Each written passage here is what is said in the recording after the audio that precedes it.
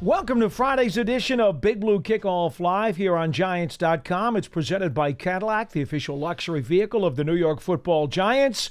We'll be here for the next hour to talk Giants football with you and Sunday's matchup at MetLife Stadium against the NFC East division rival Philadelphia Eagles as they bring Saquon Barkley back to the Meadowlands. I'm Paul Dottino, heads Matt Sytek. Yes, both New York baseball teams lost last night. He's cranky, didn't get much sleep. I'm cranky, I didn't get much sleep. So our patience is not going to be as long as the turnpike. It's going to be pretty much from here to the toll plaza right outside at 16W. So please, call up with really good questions, good comments, and good information. Whatever you do, don't call up and just start spouting stats, especially from some mumbo-jumbo place that you got it from off the internet, because that won't fly. 201-939-4513 is our phone number, again, to talk New York Giants football. And this show, if you're not listening to it live, can be caught along with our entire podcast network on the Giants mobile app, podcast platforms everywhere, and at giants.com/podcasts. All right, first up.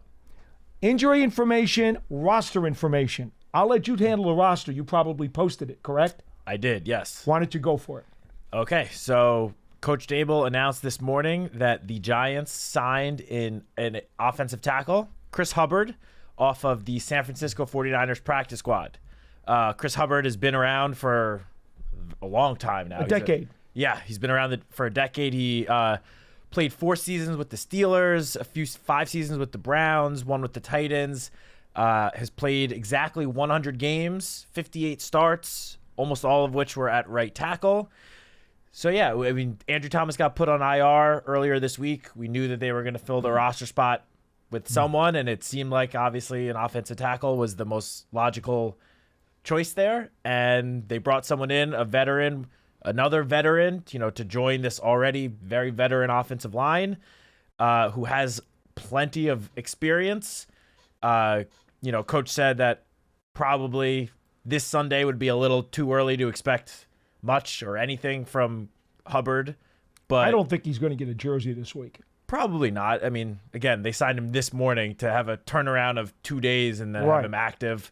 It might be a little too much, but depending on how the offensive line looks this week, maybe he gets into the mix in the future. We don't know. But for now, Chris Hubbard signed off the 49ers practice squad, just adding another veteran to the group. Hubbard has played mostly at tackle, but he also has some experience at guard.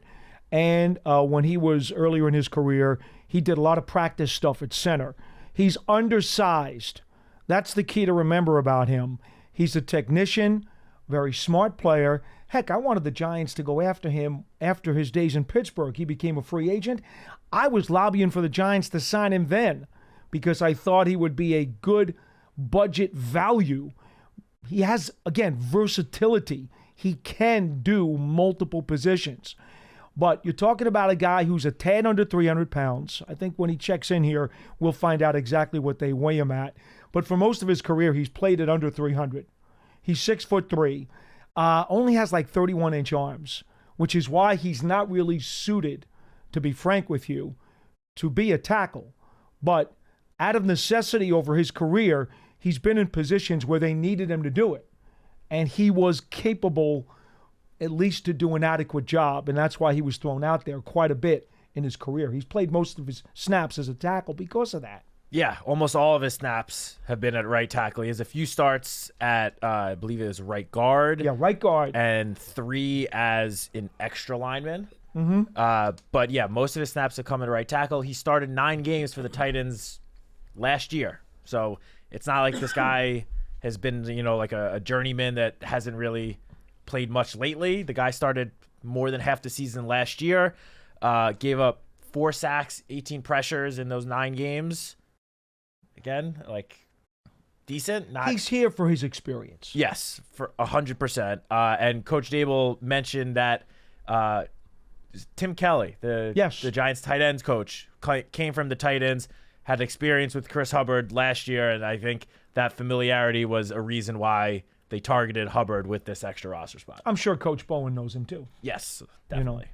Okay, also, as far as practice goes, yes, Malik Neighbors is out of protocol. We do believe he'll be meeting the media later on today after practice. He's out there right now as we speak. Dexter Lawrence is out there as we speak.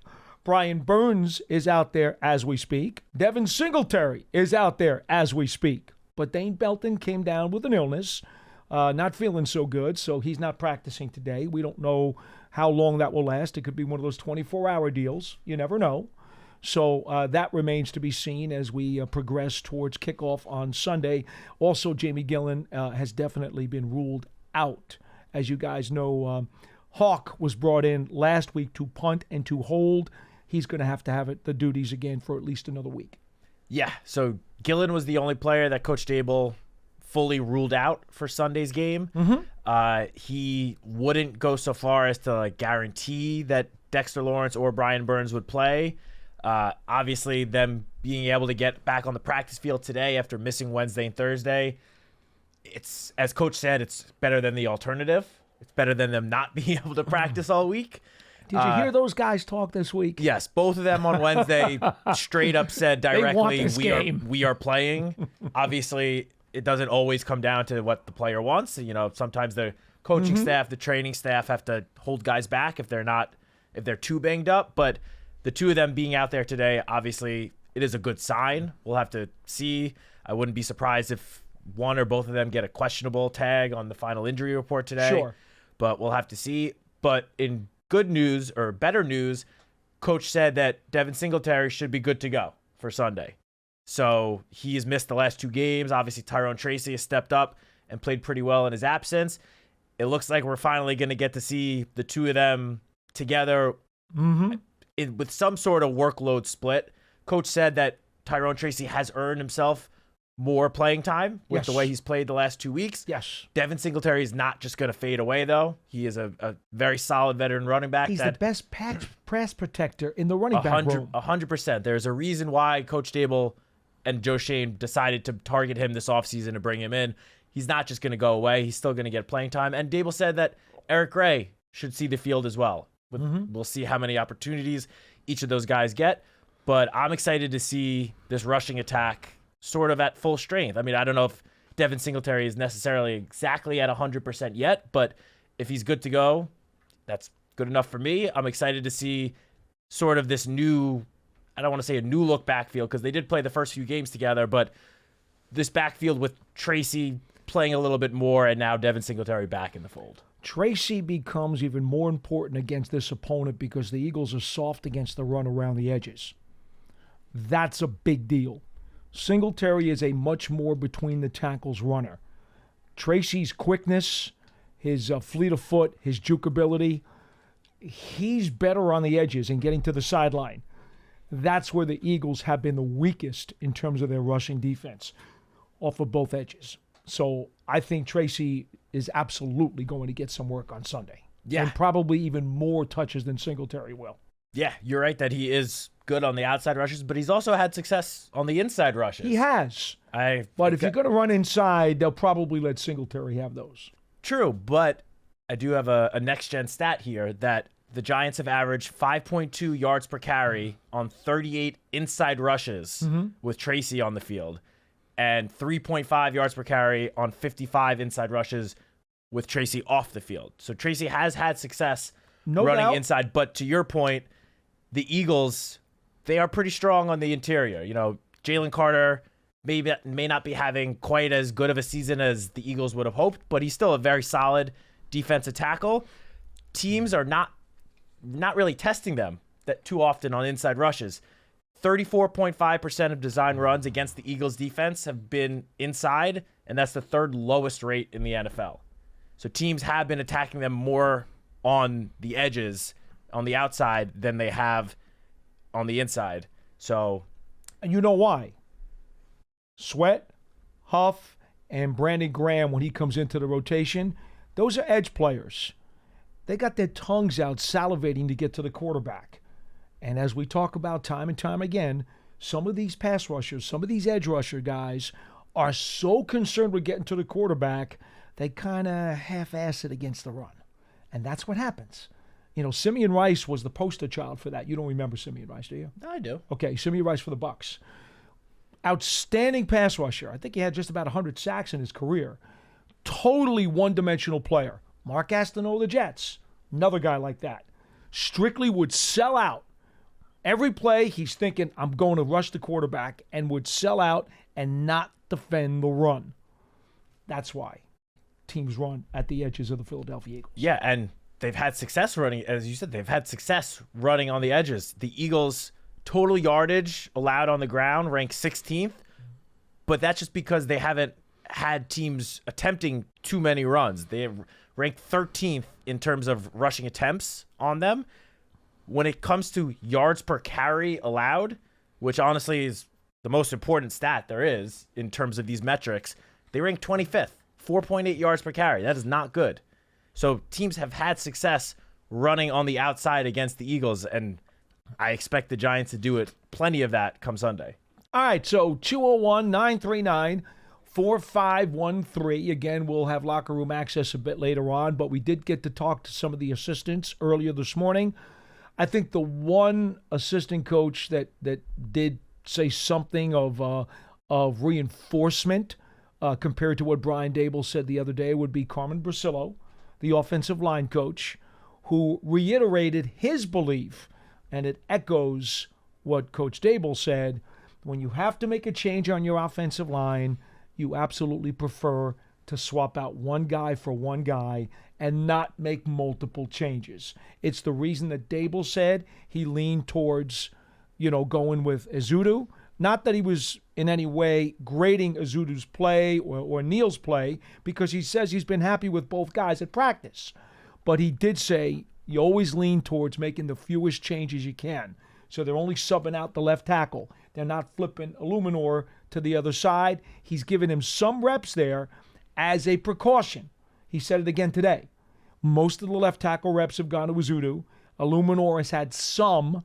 Neal has been at right tackle. And that's just the way the Giants are going to play it. Doesn't mean they can't switch it up if it doesn't go well and something forces them into going to plan B. But Carmen Brasillo said the same thing about, hey, if you can make one change, make one change. Don't flop things around. Yeah, I mean, look, the line has had success this year. They haven't been perfect, but we've seen such a stark improvement from last year, and it's because of all these veterans that they added, not all of which, Runion's the left guard, but a big part of it has been, the Van Roden-Illuminor combo on the right side. So, yeah, it's easier just to replace one guy than to start shuffling multiple guys around when the unit has had success. Now, if the unit has been struggling, maybe that would be a different story. Mm-hmm. But you don't want to mess with what's working. Obviously, the loss of Andrew Thomas is big, but the other four guys have still, been playing pretty well. So you want to keep that chemistry with those four in the same spots. I would say that it's certainly trending towards Ezeudu starting at left tackle, yes, Illuminor at right. But the way it sounds like the situation might be that, if something were to happen in game to Ezeudu and he would have to leave, then they might spring to this backup plan of Illuminor moving to the left side and Evan Neal stepping in at right tackle. We don't know this for sure. It just seems to be the vibes that have been given out by, coach with what he said and Carmen Brasillo as well. Obviously, hopefully we don't have to even find out if that is the backup plan, because we don't want to see any more offensive linemen go down with injuries. Please. But yeah, please. So that it seems like the O-line alignment is trending in that direction for Sunday's game, as you mentioned, Paul. It doesn't mean that if that ends up being the starting five with Ezeudu at left tackle, Illuminor at right, that doesn't mean it's set in stone for the rest of the season. They might try that. Might not even be that way in the fourth quarter. Exactly. It might not even last all game, but they're going to trot it out to start. If it works, then that's great. I'm sure they'll continue to roll with it. And if it doesn't, it might be in-game adjustments. It might be next week, but it is still, all options are certainly on the table, and that's going to go beyond just this week as well. Final thoughts from Brasillo. He said that Neal lost so much time because of the surgery on the ankle and being on PUP at the start of training camp. He was way behind by the time they started to get to work with him. And so consequently, even though they're very pleased with his progress, they are isolating him at right tackle. He said, I know he played some left tackle at Alabama. I get that. But they're isolating him at right tackle, wanting him just to focus on that one position. They seem pleased with his progress. But again, he was way behind the 8 ball. By the time Brasillo got here in the spring, Neal couldn't do anything. He had ankle surgery. And he was trying to tell one of the writers earlier today, he's like, okay, think about this. He couldn't do anything over the spring, couldn't do anything over the summer. We get to camp, he's on PUP. He's like, by the time we can actually get him on the field and start working with him, we had a preseason game against Houston, right? You remember that? Yep. Then the preseason game with the Jets, right? It was Houston and the Jets? Yeah, that's the way it went. Yes. And he said, but now the real season starts. Real speed. Different story. So now we got to work with him in live action under regular season conditions. And guess what? Now we don't have the luxury to do that because we've already set our offensive line. So now Neal's got to work in practice. So he was really caught behind the 8 ball. That's the explanation that Brasillo gave us about Neal. In terms of Ezeudu, very versatile player. He goes, it's his 3rd year, and we always say 3rd year is where a guy has to really break out of his shell and show what he's got. So he's like, this is it. It's his 3rd year. Let's throw him in there. Let's see what he's got. He said, sometimes with these versatile guys, you never know what position he's going to be best at. Sometimes you know right away. Sometimes you don't know right away. He said he doesn't know if tackle is Ezeudu's best position. He flat out said it. But he said he does have the skills to play it. And that's why they decided to work him there. He didn't mention the depth issue, but I think we've discussed that before. The Giants had more people on the interior line than on the exterior, especially with Neal hurt in the offseason. So it made sense for them to give him work at tackle. He did say Ezeudu's improvement has been, he says he's worked his butt off. His power and his balance were the 2 traits that Brasillo isolated as the most improved facets of his game as he prepares for what is likely going to be a start against Philadelphia. So let's go to the phones. 201-939-4513. Again, the Giants and Eagles coming up on Sunday at 1 o'clock. I tell you what, how many times can you remember, Matt? And I haven't gone back into the old schedules. Sunday at 1. Giants-Philly a lot of times gets the doubleheader game. We've even seen it sometimes on prime time. Sunday at 1. Kind of a different change-up for us. Yeah, it definitely is, but I, for one, am happy about it because you see me complaining? The last 2 home games for the Giants have both been night games, and while primetime games are, always awesome, great energy, the lights, the light show, the light bands that we've been doing. There's another one in Pittsburgh next week. They're all great, but for those of us that are working, like I didn't get home on Sunday night till about 2 a.m. So yes, a 1 o'clock kickoff I'm very much welcoming this week. All right, let's go to the phones. And Big Ed from Maryland is first on the program. Hello, Big Ed. How are you? Hey, Big Paul Lee. How you doing? It's just another day, my friend. We got to keep turning the wheel. Yeah. All right, keys for the victory. Pressure from the D-line is key. It seems obvious. So any shorts, we should be stacking them. But most importantly, gap control, because Saquon knows us very well. That's a key important thing. Got to have gap control. Because when you have that gap control, you can control that run. They will not be able to run all over you because one little squeak, he's gone. We all know it because we've seen him do it. So yes, we got to have that gap control. That is so important. As far as the offense side of the ball, I've been thinking, since we got Neighbors back, we might be throwing deep quite a bit next year. What do you think, Paulie? What do you think, Mr. Paulie? Big Ed, you sound really excited about it.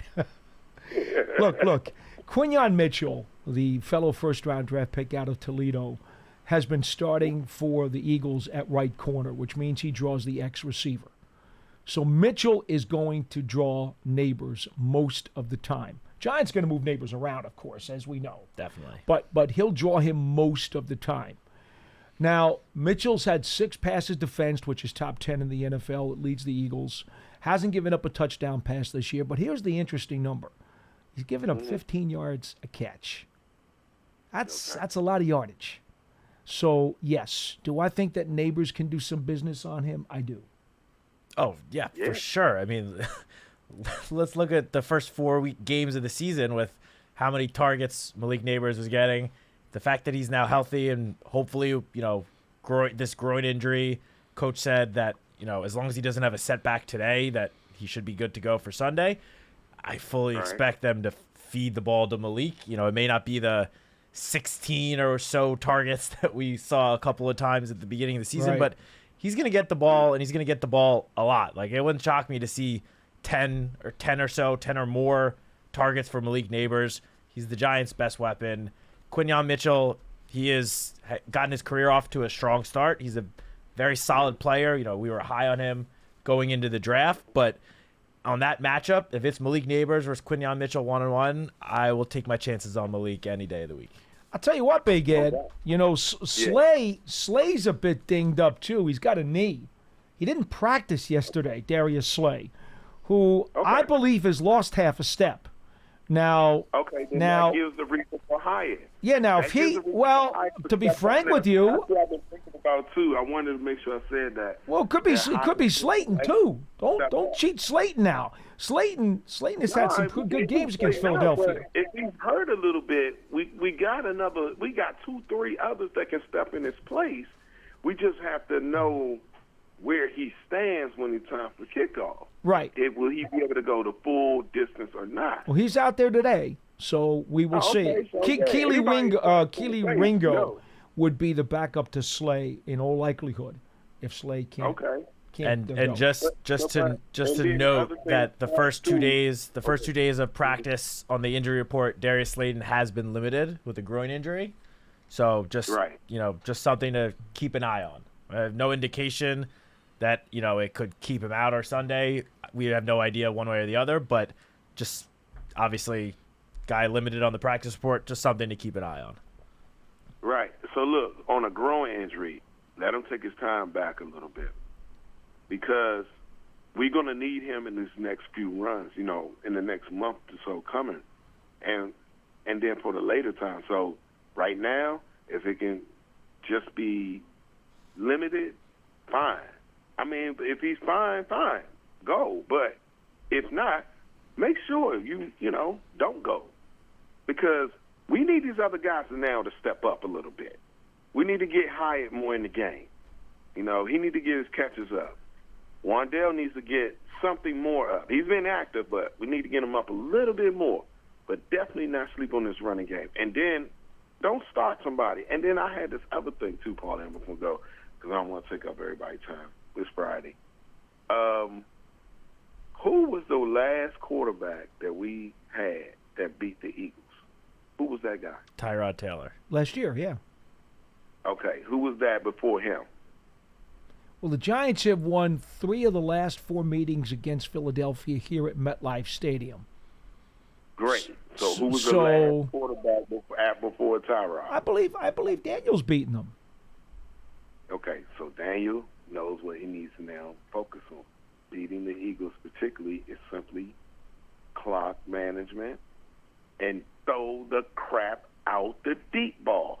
Hey, man, I also remember this thing where you had one receiver go short, one go medium, and one go deep. Mm-hmm.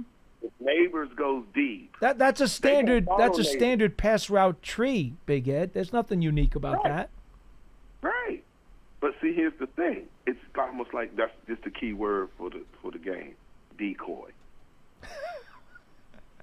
Because I love your confidence and your assertiveness. He's got it all planned out, man. You got us winning by 2 touchdowns. What's the deal? Yeah, at least 2. We got to throw the deep balls, man. You got to throw the deep ball, especially coming out in the second half. Throw that daggone deep ball. Make sure we stay keeping things going at least some type of decent way. Oh yeah, I hope the kicker's been making practice, because that was tough last week. Okay, see, that's the problem, Big Ed. The Giants have been in position to score a lot more points than they have this year. And they've either had drop passes sabotage their chances or a missed field goal sabotage their chances. You can't have that stuff happening on Sunday and expect to win the game. Right. You're right. So it's all about, it's so simple. We play the Eagles like we play the Eagles.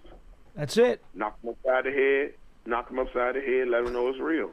And all right, Big Ed. I want to try to get some other people. We're still on a one-line deal here. Hey, look, don't say, Saquon, we love you, but Big Ed says we love you, man. But you wearing green, and you talking about fly, Eagle, fly, and you better look at that blue that's flying all over you. And with that, we say good day.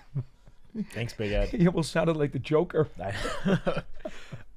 Just wanted to point one thing out that Big Ed said about, taking some shots down the field. Malik Neighbors, obviously, it shouldn't come as much of a surprise, but Malik Neighbors, despite missing the last 2 games, still leads the team in targets that 10 or more air yards down the field. Now, 10 air yards, obviously, that's not a deep shot. He's only averaging 11 yards a catch. Yeah. That's pretty low. It is, but I'm just saying, obviously, 10 air yards, that's not a deep shot, but at least, it's to the sticks or beyond the sticks. So he does lead the team in those targets. So with him, obviously, hopefully being back on Sunday, maybe that will help give Daniel Jones a little boost in those throws beyond the sticks. I mean, it certainly can't hurt. How about he just averages 15 yards a catch? I'd be okay with that. Yeah, I mean, that would be great. That'd be fantastic. 201-939-4513. One thing to keep in mind, Big Ed, about the Giants' passing attack against Philadelphia. Avant Maddox has been benched. He did not play against Cleveland last week. The Eagles have given up 5 touchdown passes to slot receivers this year, tied for 3rd most in the league. Avant Maddox had been let go after last year. They brought him back on a 1-year contract, and he has not played well. So they've gone to the rookie out of Iowa, 2nd-round pick, Cooper DeJean? Is it DeJean? Yep.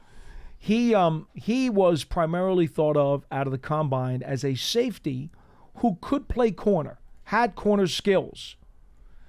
He wound up playing most of the game against Cleveland last week, had half a sack, 6 tackles. But here's the thing. He played almost the whole game, and he only had 4 targets thrown at him. The Cleveland Browns, for some strange reason, decided not to attack him. I'm sorry, but that would have been the first place I went in my passing game. This kid, 2nd-round pick, primarily a safety, being asked to play slot corner, I would have attacked him as much as I possibly could have. And from what I understand, it was 4 targets, 2 completes for 13 yards. They basically let him coast into the job. If I'm the Giants, Wan'Dale Robinson is going to be doing business against him all day long. Yeah, the only thing I'll say to that is you make a very good point. I think the only thing is that you're talking about the Cleveland Browns passing attack, which obviously right now is probably the worst passing attack in the entire NFL. Deshaun Watson is certainly playing among all the more reason why they should have struggling. attacked the kid. I just think that offense is completely broken, and Deshaun Watson isn't really. That's why they're the Cleveland Browns, right? Now. That's why they're the Cleveland Browns. Okay. This team is not the Cleveland Browns. This Certainly team not. beat the Cleveland Browns. Wan'Dale Robinson, who right now is probably, I'm going to say, at least one of the top 5 slot receivers in the National Football League. Forget what the stats say. I think he's one of the top 5. He needs to do business against this kid. Well, yeah, Wan'Dale, very talented wide receiver, and also has 58 targets through 6 games. So I fully expect, despite Malik Neighbors being back, I fully expect him to get more than, the 4 targets that Cooper DeJean faced last week in the slot. If he's matched up with Wan'Dale Robinson on most passing routes that Wan'Dale runs, I fully expect that number to be a lot higher than 4, just based on what we've seen from Wan'Dale all season. Exactly. And I'm with you. Wouldn't shock me if it's double digits. I expect Wandell to take advantage of that matchup. I mean, He has to. I did like Cooper DeJean coming into the draft. I think he's a talented player, but he's still very raw. And as you said, a lot of people thought he might be potentially better suited at safety than slot corner. Wandell is just one of the most elusive wide receivers and difficult to tackle. You know, you mentioned that Cooper DeJean was only targeted 4 times.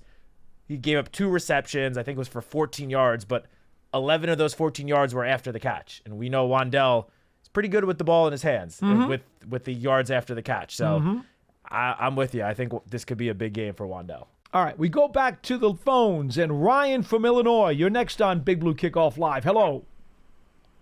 Hey, guys. How are we doing today? What's going on? Good. The offensive struggles and maybe how it's let me see, how do I put this? I feel like when we were going into the Dallas game and the Cincinnati game, everyone was talking about how bad those defenses were and just how this should be an opportunity for the offense to really get going. However, I do want to say I think both of those teams' defenses were nationally criticized so badly. They galvanized themselves and then had a great game against us. Can we just get a normal defense, not getting national shame? I would love to not have, the Eagles feel like they need to come out and, I don't know, man. I just feel like both the Cowboys and the Bengals made a statement against us defensively. And I would just love a very average, middle-of-the-road Eagles performance on defense, please. No, you're not wrong at all. Obviously, we spoke a lot about this last week heading into the Bengals game. The Bengals held a players-only meeting prior to the game, and it was focused pretty much squarely on the defense's struggles.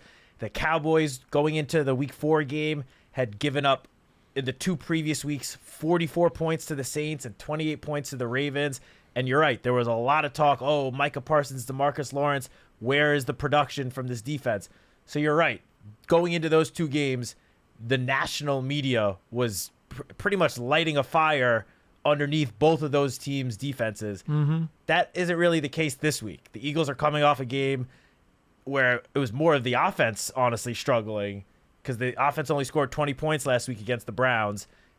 Defense held them to 16 points. So that storyline that you talked about, that's not there this week. So I'm with you. Hopefully we face a defense that I guess is maybe not the same, or quite as motivated as the Bengals and the Cowboys leading up to the game. Yeah, I think just once pride gets on the line and guys look each other in the eyes and say, I'm doing this for your family, you're doing it for mine, it just changes the ball game, No one wants to lose their job for giving up 45 points. And so, they just buckled up, and suddenly we're facing a defense that says, no, we're not going to give in anymore. So I'm looking forward to hopefully an Eagles defense that, we can catch them backpedaling a little bit, get the run game going. And honestly, if Mike Neighbors gets 16 targets, okay, well, we're 2-4. We need our best player to get the ball. Hopefully he can have 150 yards and really, really tear them up. And then that will open up Theo Johnson. That will open up Tyrone Tracy on screens, all this good stuff. And the little things that we're working on in the offseason, it really comes together when you have that centerpiece. And I'll take some, comments off the air. Thanks, guys. Well, if the Giants play as they did in Seattle a couple of weeks ago, there's no reason to believe that they won't win this game. The performance they put on the field in Seattle was really, really good in a lot of ways. Now, what did they do last week? It was just, they lost 2/3 of the game. I thought, even though they gave up a couple of plays they'd like to have back on defense, I was okay with that part of the game. I thought the special teams failed, and I thought the offense failed. And when you lose 2 out of the 3 units, you're probably going to lose. Yeah, and even despite what you just said, which is accurate, the Giants were right there in the game till the very end. I know.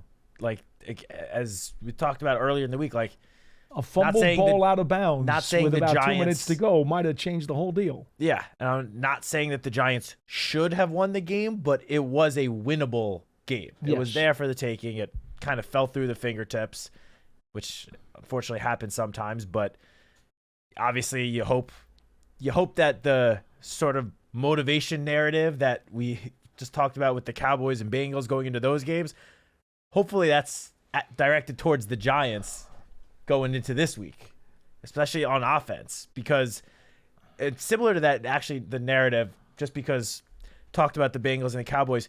The Seahawks defense was facing that same exact narrative going into our game, because the week before we played the Seahawks, they gave up 42 points to the Detroit Lions on Monday Night Football in front of the whole country. They had 6 defensive starters injured, Yes, though. they They were did. badly hurt going into that game. For sure, but a lot of those guys... Oh, the Lions game, you're saying? Yes. Yeah, but a lot of those... Almost all those guys came back for And the then game against the Giants. And the Giants still played an extremely good game on offense and obviously I want to say won the game. 4 of the 6 came back against the Giants. 4 or 5 of them, yeah. Not everyone, but You know. almost all of them came back. And the Giants offense still went out there and had probably their best overall performance of the season. The offensive line certainly did. Yeah. So despite that narrative, like, the Giants offense has shown that that's not, like, a fired up defense isn't enough to stop them. Yeah, well, I'll tell you who's going to be fired up. It's going to be Barkley. He'll be the most fired up player on the field. That's the thing. I don't want to say that worries me, but I think everyone on that Philadelphia Eagles team in that locker room knows, despite the fact that Saquon hasn't been saying it to the media, no one's been saying it, but this game obviously holds a ton of meaning for Saquon. His first game back at MetLife, with everything that's been said, you know, online, by media, like everyone, he's clearly going to come up fired up for this game. And you know that his teammates are going to come in and wanting to win this game for him in his return.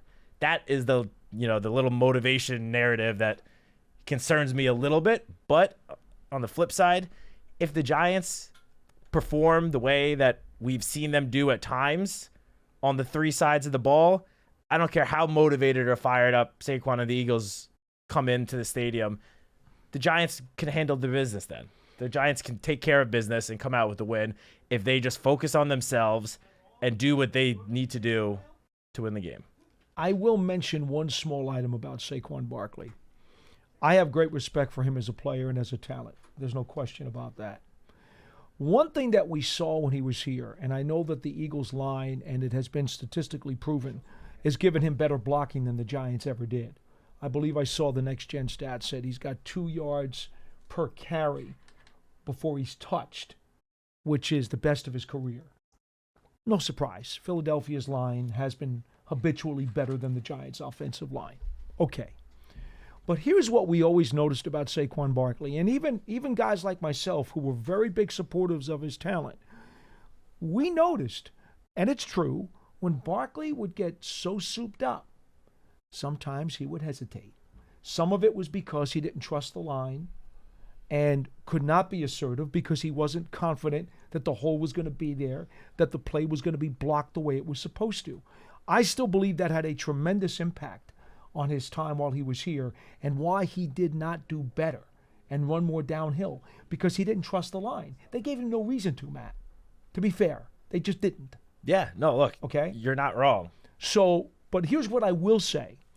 To those detractors of Barkley who would say that there were times that he would do a little too much dancing and he would be looking for the big play. Heck, he even admitted to us many times over his Giants career that he wanted the big play. He wanted to take it to the house. He wasn't going to settle for the 4 dirty yards. He wanted the big one. And so he would make extra moves trying to see if he could slice and dice his way through an opening to get the big one. He's going to be doing that Sunday. I'm telling you that right now.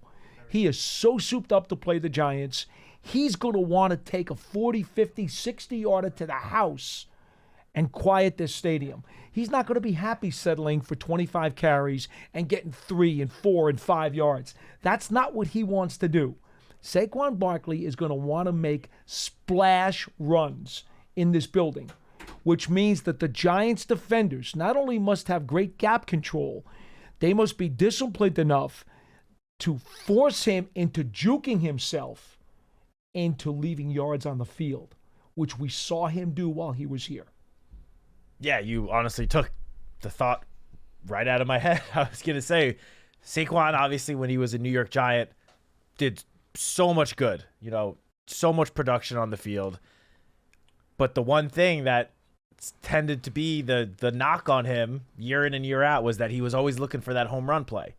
And he was fully capable of taking a run that most running backs would only be able to get 4 or 5 yards and finding a way to bust it out for a 60-yard touchdown run. That is one of the things that makes Saquon Barkley such a great running back. So you are 100% right. There's no doubt in my mind that, yeah, he obviously wants to come in and have a good game. He wants to win, find the end zone, but he's not going to be – I mean, I'm sure he would settle for like a 1-yard touchdown run. It wouldn't surprise me if the Eagles get down to the 1-yard line and at least attempt first to give the ball to Saquon to score instead of the normal tush-push. That wouldn't surprise me. But Saquon definitely wants to bust one of those big touchdown runs, as you said, to quiet the crowd. Because despite what Saquon said a little bit earlier in the week, I don't know if he's going to get the best reaction from the fan base in his return. And it's squarely because of the jersey he now wears. I mean, the Giants boo pretty much any Eagle player. Anyone there, the Giants, one of the Giants' biggest rivals. So he will definitely be looking for that big play to sort of hush the crowd. And you're right, the defense needs to be prepared for him to try to make that play, which I'm sure they will be. And there were a number of times when the Giants went up against a team who basically said, you know what? We're not letting him beat us because he's the one headache player on the team. Now, the Giants have to worry about Smith and Brown. Goddard's not playing. He's got a bad hamstring. He's out. That's a big deal, okay? But let me give you a number. Saquon Barkley has played 79 regular season games during his career. Did you know that in 27 of those games, he's rushed for 50 yards or less? Think about that. Just think about that. 27 times, 50 yards or less, out of a 79-game career so far. It's, the counter argument would be, well, look at the offensive lines he was running behind, though. Some of that was offensive lines, as we discussed, and some of that was teams focusing on him and making sure they were going to take him away. And then some of that was him being too jacked up about trying to go the distance. Let me spit that out for you. So three factors that resulted in 27 games of 50 yards or less. This guy is a primo running back. But to have that many, I would say, it's fair to say that's a pedestrian game. 50 yards or less, that's a pedestrian game. Unless it's on like 6 carries. You know, and most of them were double-digit carries. Yep. I know. So if you want to keep something in the back of your head as you're watching this game, if it goes this way, don't be shocked. There is some precedent for it. That's all I'm saying. I will say, though, that so far this season, in 5 games, he is averaging 5.3 yards per carry. And over 95 yards rushing a game. Which is, the 5.3 yards per carry is the most of his career. So is the 96.4 rushing yards per game. The 5.3 is 10th in the NFL right now. Yeah, and those are pretty sizable, differences, improvements from his best season with the Giants. He's had 2 100-yard games this season. Yeah, out of 5. It's pretty good. Last week against the Browns was his first, I would say, dud game as an Eagle. Outside of that, he's just been great. I mean, I mentioned this with John yesterday. 2 of his games so far this season, he's averaged over 8 yards per carry. That's insane. That is ridiculous. The dude is an incredible talent. Yeah. He's an incredible talent. Now, Jordan Mailata, the left tackle, is out. Yep. That is a big blow. He's got a hamstring issue. So it's going to be Fred Johnson, who is a journeyman, 6-year pro. He is a swing player, guard, tackle, swing player. He, in all likelihood, is going to be the starting left tackle in this game. If I'm the Eagles, I'm running it to the right side behind Johnson. I'm not running it the other way. Because Lane is still healthy and playing. Cam Jurgens, the former right guard, has moved into center with Jason Kelsey's retirement. And oh, by the way, on runs directly behind center up the middle. The Philadelphia Eagles rank 26th in the NFL, averaging a little over 3.5 yards a carry. They're not doing well running behind Jurgens. You know why? He's a bit of an undersized center. And he's going up against the big man, Dexter Lawrence. We've seen what Dexter can do against undersized centers. Just you know what that means? Look back to week 1. Barkley, if you're the Eagles and you're not running it left and you're not running it up the middle, you're running it behind Lane Johnson, multiple Pro Bowl offensive tackle, who is probably going to be dealing with Azeez Ojulari most of the game. If the Giants line Azeez up where he primarily lined up this past week, then yeah. Which would put... Just more details. That's why I told you. You want to cut a promo of this, you can't. There are thousands of storylines in this game. Thousands of them. Which, as I mentioned yesterday, if Azeez does line up on that side and facing Lane Johnson most of the game, that would mean, assuming he plays and is healthy, Brian Burns would be facing a whole lot of Fred Johnson, which I will take that matchup. So will I. I have one other note, just to very real quick flip it back to the other side of the ball very quickly. I forgot to mention this earlier. In terms of, the situation at left tackle, whoever it might be, looks like it could be Azuda, but whoever it might be, coming into this game, Chris Manhertz and Theo Johnson rank 2nd and 3rd among tight ends in the NFL in pass blocking snaps on the season. I fully expect that trend to continue. Mm-hmm. They will probably be giving whoever it is at left tackle a lot of help. You might even see double tight end sets. Yeah. I would expect that trend to continue. By the way, Sweat is opposite the Giants' left tackle. Yeah, and Sweat is a good player. He's a good edge rusher. Had a slow start this year, though. Yeah, but overall, he's definitely a good center, good edge rusher. So I fully expect Manhertz and Theo Johnson both to be on the field plenty on Sunday, and a lot of it will be them helping with the blocks. All right, let's go back to the phones. Roy from Charleston, you're next on Big Blue Kickoff Live. Hello. How you doing, Paulie? Hi. Hey, Matt. Hey, what's going on? Good, guys. Paul, I talked to you a couple of weeks ago, and I know you talked to so many people. My breakout player was Ojulari. Mm-hmm. And so, like you just said, he's hopefully going to be on that right side, and Barkley's going to just run right into his arms. Ojulari has really stepped it up, and I'm really happy about that.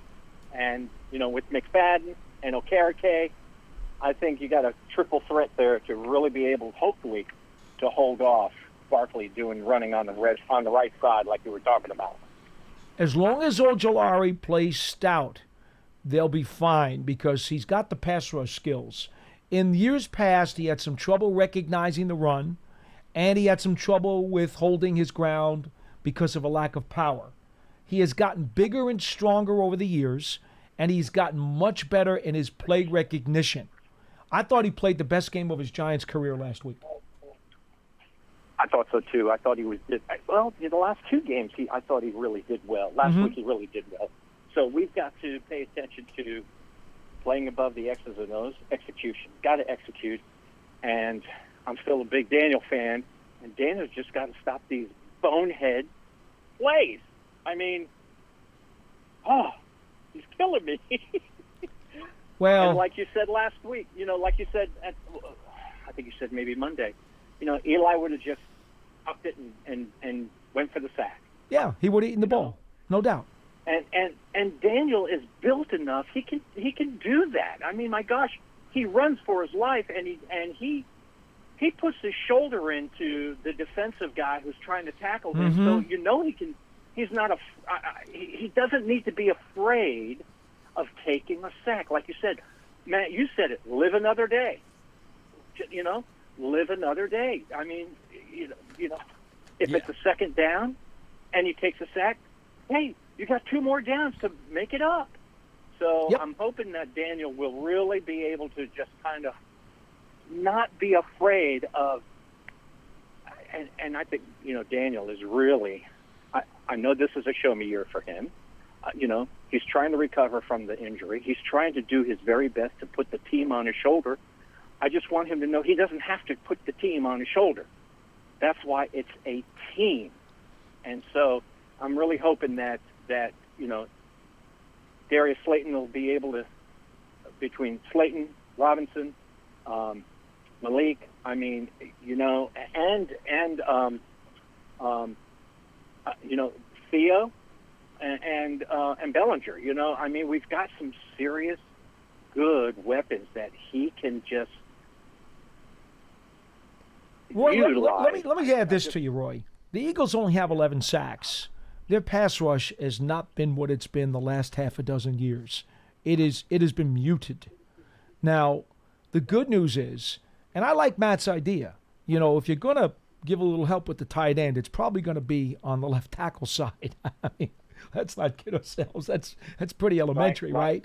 You could also go double tight end, play like you're going to go big, and play a heavy formation, and then run at least one of those tight ends on a pass route. Now, if by some stretch of the imagination you show that you can hold up early in the game with your pass pro, there's nothing wrong with throwing 4 or 5 balls to Theo Johnson and getting him out in pass routes if those 5 guys up front prove early that they can hold up. Because now that's another weapon down the field. You know? Yep. And I give you one other item, Roy. And this is, I love why you said execution. You know why? I want to give you 2 numbers. And I want you to keep these 2 numbers in mind as you watch the game on Sunday, because I hope they do not come into play. The Giants lead the National Football League in drop passes with 18. The Philadelphia Eagles have the fewest drop passes in the NFL. They have 2. 2. Oh, my word. 2.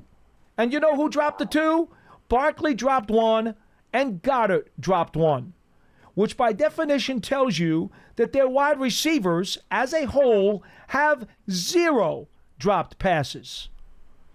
I don't think you want to relive all the drop passes that the Giants have given Daniel Jones this year, do you? Oh, imagine that.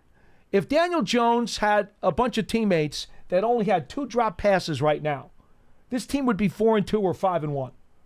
No question about it. No question. So, but Jalen Hurts is the beneficiary of that. 2 drop passes by the entire Eagles team after 5 games. Wow. Well, we got to execute. Absolutely. We got to concentrate. We got to have sticky hands. So. All right, Roy, appreciate it. All right. Enjoy the game. Thank you. 201-939-4513. I think if the Giants can show in the first half that they don't need the extra tight end help, whether it be as a blocker or a chipper, you'll see them maybe try to open that up and send the tight end downfield in the second half. I really think that would be a tremendous benefit for this team. Yeah, I think so too. And a reason why I agree with you on that is because these last 2 weeks with Malik Neighbors sidelined, we've seen Theo Johnson sort of step up as a receiver. I mean, I know I mentioned he's top 3 in tight ends and pass blocking snaps, but the last 2 weeks he has 8 targets. He's caught all 8 of them for 78 yards. Now, are those jaw-dropping numbers? No, but for a rookie tight end, a rookie 4th-round pick tight end, those are solid numbers, you know, a couple of weeks into his NFL career, and it's a big improvement from what we saw from him the first few weeks of the season. Week 1, he had 4 targets. He caught 1 of them. Wasn't targeted in week 2. And then week 3 he was targeted 3 times. He caught 1 of them. And I'm pretty sure each of those, week 1 and week 3, he had at least 1 drop. I'm pretty sure. I could tell you exactly. I got him for 1 drop against Minnesota and 1 drop against Cleveland. Yeah. So the fact that the last 2 weeks he's caught all 8 targets thrown his way, I think that's showing that he's already starting to grow a little bit as a pass catcher, which even when the Giants drafted him going into this season, we said, I don't want to call him like a developmental project, but he was sort of a raw prospect that was going to need some growth and development. And we're only 6 weeks into his career, and we're starting to see that growth and development. Well, he caught the ball really well during the summer. He did. But then when the game started, we saw something different. But it's nice to see him getting back to now what we saw on a nearly daily basis over the summer. He's proving that he can be a reliable target in the passing game for Daniel Jones. And if he can continue to grow and continue to become even a better and better pass catcher, then that's going to help this offense take the next step. and the passing game in particular. And then one other thing I just wanted to point out that Roy mentioned at the beginning of his call with Daniel Jones and, you know, the interception against the Bengals. I don't think that was Daniel Jones, you know, trying to like not necessarily, like he was trying to avoid the sack. Yes. It's not that he was afraid to or like not willing to take a hit, because obviously he still got hit. I think it was Daniel Jones trying to do too much. He was trying to throw the ball away, and I'm pretty sure he said he was trying to throw the ball out of the back of the end zone. I don't think Roy accused him from wimping out. Well, he said that he was like afraid to take a sack, and because he mentioned that Daniel, you know, because he wanted to throw the ball away. I know, but he mentioned that Daniel was like lowering his shoulder as a runner into defenders, which made it seem like he is. But it just made it seem like he was saying like that he was trying to kind of avoid getting hit in contact. I didn't sense that. I mean, but you could, if that was the interpretation, that's fine. That's just I didn't see it that way. All I'm trying to say is that, as you know, as Roy even mentioned, Daniel Jones has lowered his shoulder into defenders throughout the season. He's not afraid of contact. He sometimes too tough for his own good. Sometimes needs to do a little less. He needs to, as you and Roy both mentioned, not try to put the team on his back every single play. Live to play another play. And yeah, look, I would say we have seen him do that a little bit, or at times this season. It hasn't been every single game he's been doing that. It's been little flashes of it. So hopefully, as he continues to get, you know, further along, further removed from last year's injury, more just comfortable back on the field, that we start to see him, you know, try to do too much a little bit less and less. All right. I've got basically two numbers that I'm going to throw out at you as two keys to the game. I'll let you do the same, and then we'll sign out of here. Very simply put, if I'm the Giants, I want to see them have fewer drop passes than the Eagles on Sunday.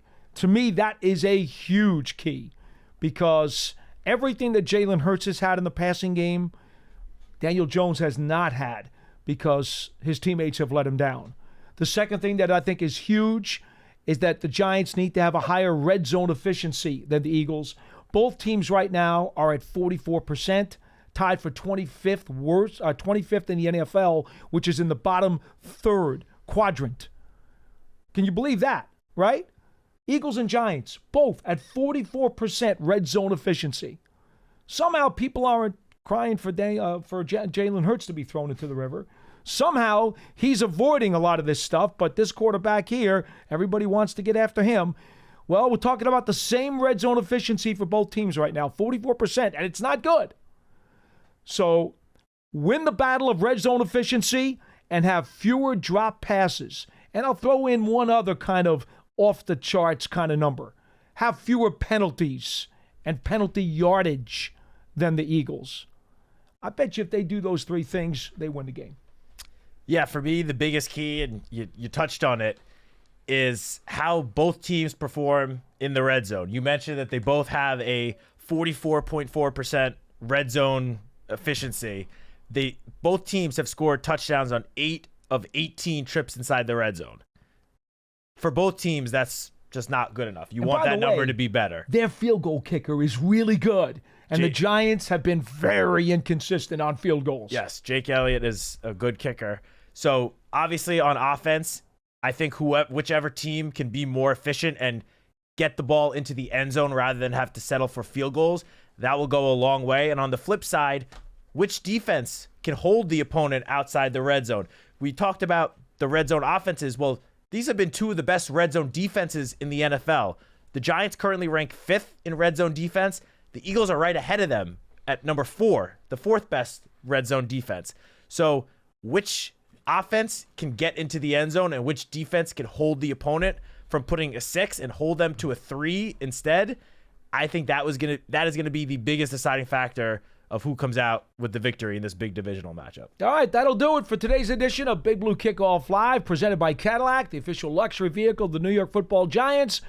We are here every Monday to Friday, 12:30 p.m. Eastern Time, live for 1 hour, 201-939-4513. Write down the number. We will be on WFAN with the pregame show at 11 o'clock in the morning on Sunday.